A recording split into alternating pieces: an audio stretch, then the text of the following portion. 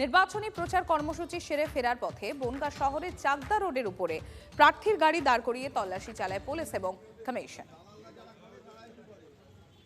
Police নির্বাচন কমিশনের order মধ্যে এসেছিলেন, শ্বাস করে গিয়েছে। যেহেতু নির্বাচন চলছে, নির্বাচন কমিশনের আইন অনুযায়ী সেটা তারা করেছে, তাদের আইনের কাজ তারা করেছে। শ্বাস করে বেরিয়ে গিয়েছে। পশ্চিমবঙ্গ অন্যান্য রাজনৈতিক নেতাদের গাড়ি শ্বাস করছে, আগামীতে হবে, এটা নিয়ে কোনো দ্বিমত নেই। যেহেতু নির্বাচন কমিশনের আন্ডারে চলে গিয়েছে এখন পুরো পশ্চিমবঙ্গ, তার গাড়ি থেকে বা অফিস থেকে মানুষকে বিভিন্ন সুবিধা দেওয়া হচ্ছিল, অর্থ এবং মালপত্র।